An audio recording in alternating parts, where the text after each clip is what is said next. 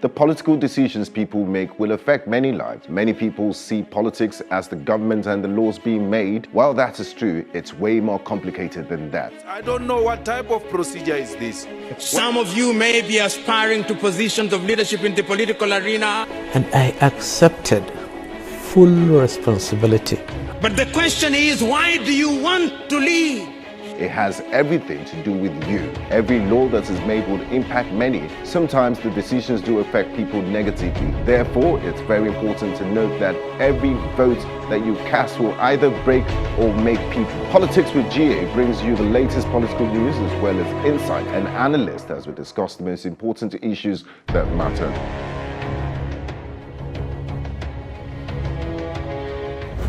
Hello and welcome to another edition of Politics with GA. It's 6 months to the 2019 general elections, and the Independent Electoral Commission has announced the registration of 23 new political parties, raising the number of parties in Nigeria to 91.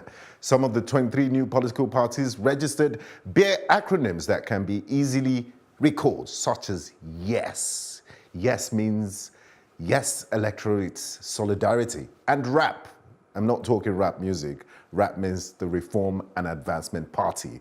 There's also CUP, not standing for policemen, but standing for Congress of Patriots, and UP, meaning United Patriots, amongst others. The commission said it received 144 applications from political associations seeking registration as political parties.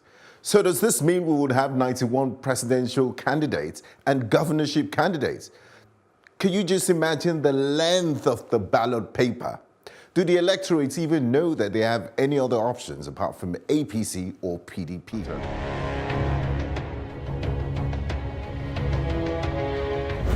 INEC has also approved the extension of the continuous voter registration to August 31st from the 17th of August it had earlier announced. So hopefully more voters will go out there and get their voters' cards before the election.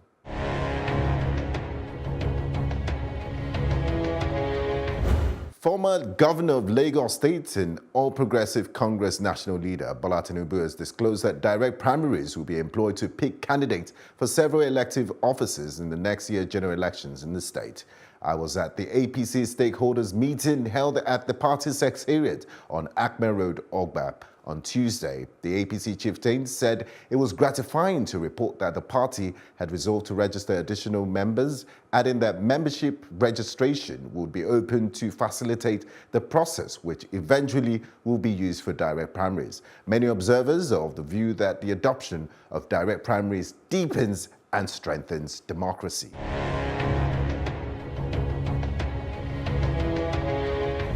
Yes, is in the news again. I'm talking about the national chairman of the All Progressive Congress. He has called for lawmakers of the ruling party to do all within their powers to ensure that the National Assembly reconvenes. But the Senate President and the Speaker of the House of Reps adjourned plenary in July shortly after the police laid siege to the residencies of the nation's number 3 citizen and Ike Ekweremadu, his deputy.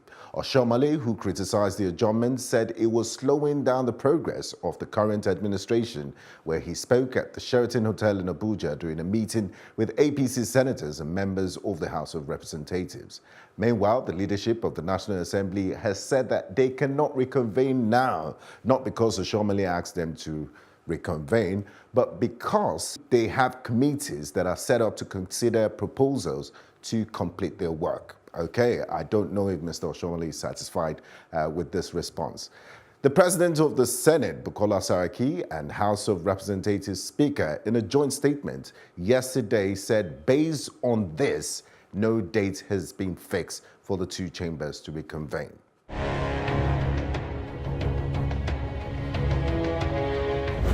And there seems to be no love lost between the APC National Chairman, Adams Oshomale, and the President of the Senate, Dr. Bukola Saraki. Mr. Adams Oshomale once again has called for the impeachment of the Senate President. Mr. Oshomale said the APC had resolved to explore every legal means to ensure that the president of the Senate, Bukola Saraki, is impeached and replaced with a loyal party member. Last week, the Senate president responded to calls of his impeachment by comparing the APC chairman to a rain-bitten chicken. Really? Rain-bitten chicken.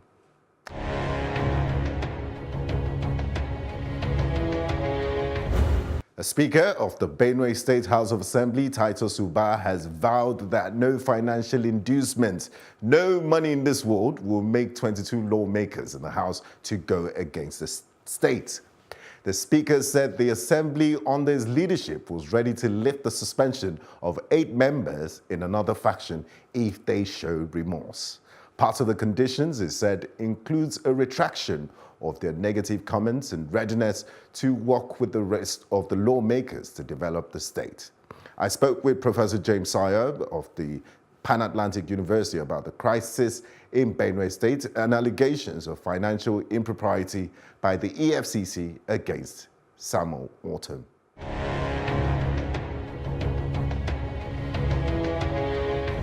I spoke with Professor James Tsaaior of Pan-Atlantic University about the Benue crisis and allegations of financial impropriety by the EFCC against Governor Samuel Ortom. Thanks for joining us on Politics with GA.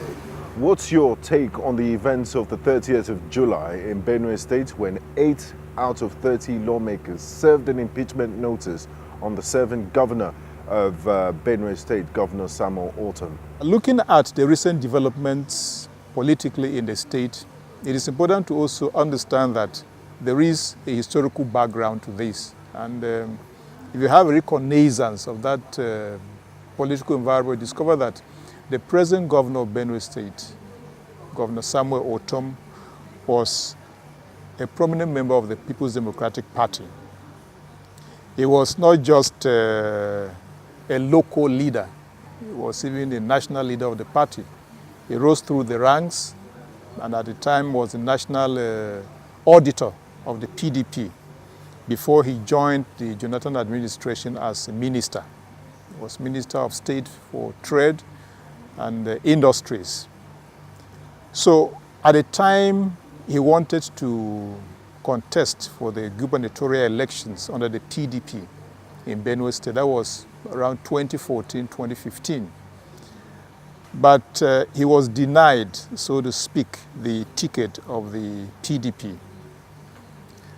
Somehow he was desperate to be governor, so another platform was provided for him by the All Progressives Congress. And Senator George Akume was the one who was in the thick of the action at that time. The former governor? Yes, himself, yes, a former governor of the state. So Ortom was given that platform to contest for the governorship of Benue State and he won. The circumstances were not very tidy in the sense that Ortom was just leaving the PDP on the eve of the election and was given that platform, but fortunately for him, he won. And ever since then, there has been what you may call a cordial relationship between the duo. That's former Governor George Akume, who is now the Senator of the Federal Republic, and Governor Samuel Ortom. But that relationship has been strained as we speak now, which is why there have been a number of other political developments which have been somewhat unsavory and unfortunate. I understand that the problem started somehow with the election of the new Totiv. The former Totiv, His Royal Majesty, Dr. Alfred Akawo Tokola, died, and a new Totiv was to be elected. I understand Senator Akume had his own candidate for the position. Governor Ortom was somewhat careful about the emergence, the election of the new Totiv, so he didn't want to interfere. Somehow it took a while before a new Totiv was found, but the paramount ruler was not Senator Akume's choice. So he felt somewhat shortchanged by the Ortom administration because he felt it was an Ortom way of throwing up the paramount ruler, yes. So that was a problem, so to speak. But somehow I want to believe they were able to manage it. But you are also aware of the incessant killings in Benue State as a result of the headsmen who have been termed murderers, terrorists. And the situation got out of hand on the 1st of January this year, when 73 persons were killed in their sleep. At that point, it became very clear that something drastic needed to be done by the state government, because the people themselves were yearning for an end to the ritual killing, so to speak, ritualized in the sense that it became the norm. So the whole idea of coming up with a bill that would prohibit open grazing came up. And it was a popular bill because it was actually the people who called for it. And the state government had no choice than to get involved in the process. There were a lot of antagonisms against the bill from the Fulani herders under the Miyetti Allah umbrella. But I also understand there were also some political concerns which didn't want Governor Ortom to assent to that bill. And many times these concerns, these antagonisms emanated from Abuja as well. So it was also one other consideration which I understand Senator Okuma was not happy about. Reportedly, I understand that Senator Okuma asked Governor Ortom not to sign the bill. But of course, Governor Ortom insisted that he was not just carrying out a personal agenda.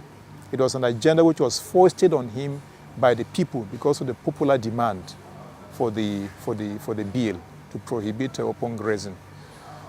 So the political temperature became severely heated, and it got to a point that Governor Ortom felt that his place within the All Progressives Congress was no longer assured.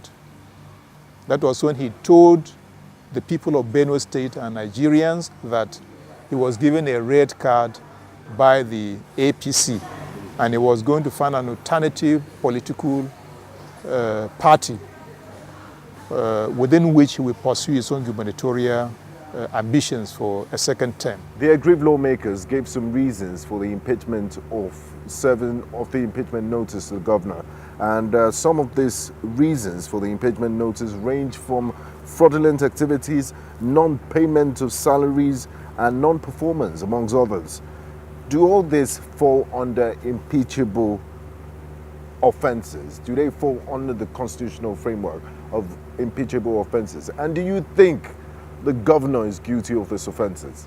Well, these issues, I doubt, are serious to warrant an impeachment process. Non-payment of salaries? Yeah, because Benue State is not the only. Yeah, Benue State is not the only state in the country which is undergoing this problem of non-payment of salaries. You have states like Kogi, you have states like Ekiti. You have, in fact, virtually almost all the states. Just quite a few number of states can boast of really paying the salaries of their workers. So that is not sufficient enough to initiate impeachment process against a state governor. I am not aware of any financial propriety or impropriety against the governor. Let me give you that. Yeah. The Economic and Financial Crimes Commission has linked Governor Samuel Ortom of Benue State to an alleged fraud of the tune of 22 billion naira. This is just as the EFCC revealed that 21 members of the Benue State House of Assembly are under investigation for allegedly diverting 375 million naira meant for the procurement of vehicles that will be used for oversight functions. Why is this coming at this time? And could there be a connection with the defections? That's a very informed question. Why at this material moment? When the governor, that is Governor Samuel Ortom, was in the APC, were they not aware that he was involved in graft? Why are they dredging up these charges of mispropriety against him at this time? Is it merely coincidental, or there are other political considerations to it? You also understand that there are 21 or 22 lawmakers who are also being investigated. And looking back, you would think these lawmakers are the ones who actually impeached the former speaker. These are the people who are pro the governor. So if you look carefully at what is happening in Benue State, you come to the realization that it is politics which is being played at the highest level. But the irony is that this politics is not in the interest of development in the state. I think it is just a clash of personalities which are degenerated to a point that the whole state has been now held hostage by these personal agenda of individuals. What do you make of the conduct of policemen on the 30th of July that prevented elected legislators from gaining access into the Benue State House of Assembly? And how do we ensure that our security agencies stay apolitical and neutral when it comes to issues like this? Well, the constitutional role of the police and other security agencies is to protect lives and property. That is their basic constitutional role. When their responsibility transcends that and gets into politics, it becomes really very worrisome, and it threatens the democratic governance and institutions. What happened in Benue State has the coloration of politics, in the sense that one faction, so to speak, of the House of Assembly was prevented from having access to the chamber, while the other one was allowed. You will begin to wonder who actually deployed the police, because from information I've gotten, it's as if the police high command, okay, has withdrawn them now. But the question is, who actually ordered them, okay, They to might be occupy? acting on intelligence to prevent violence from breaking out, since there are different factions. Yeah, but in the case of Benue State, it doesn't look like that was what was at stake, because, like I said, one group, a number of the legislators who are pro Akume, okay, were allowed in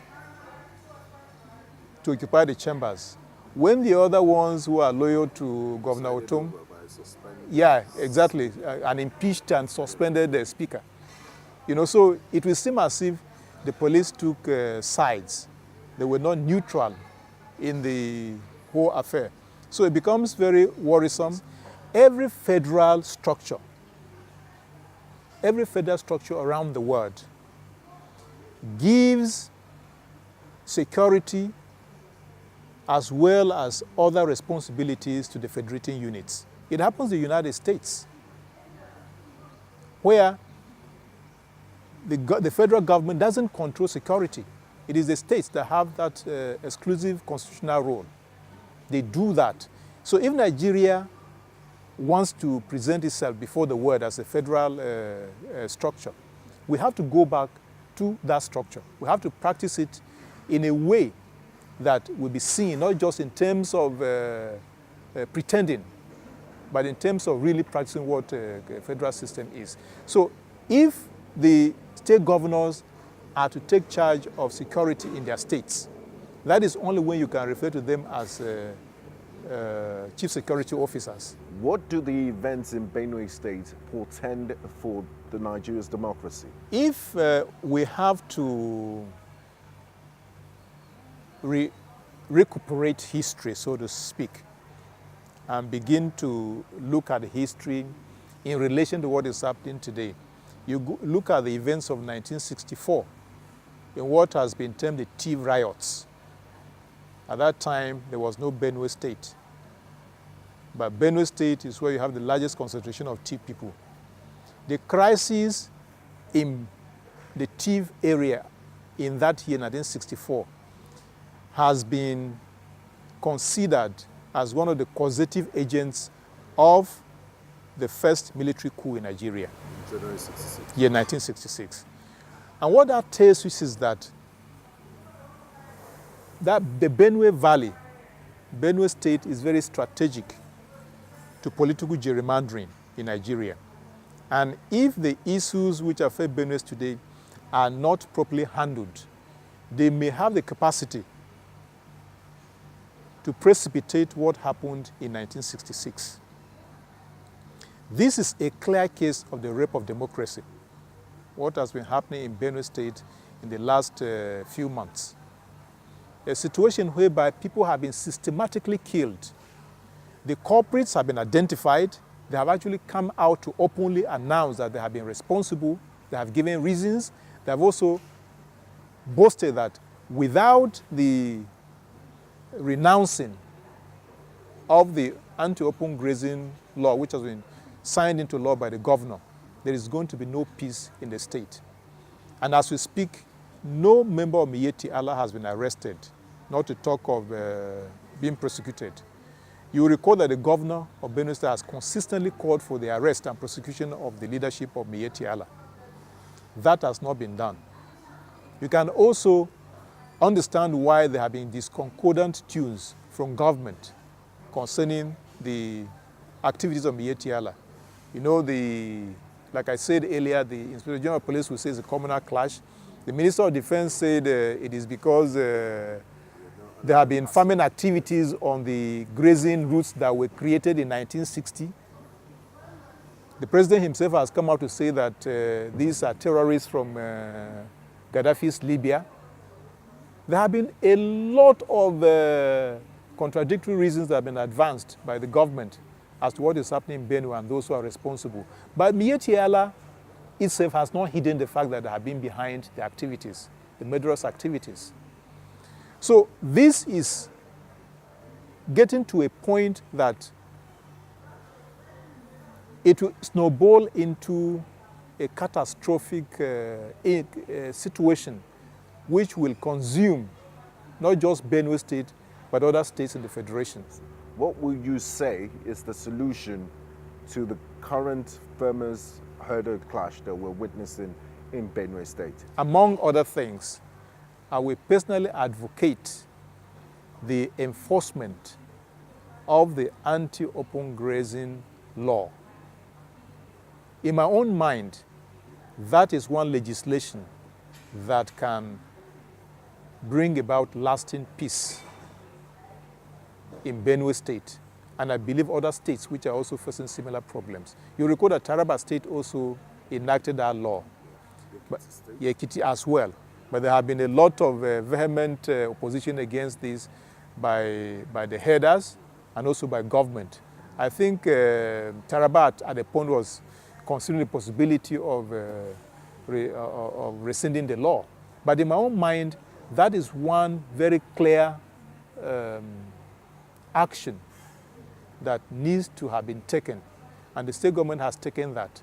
What it means is that if there is cooperation from Miyetti Allah and from other groups in the enforcement of the bill, of that law, I want to believe that peace will return to Benue State.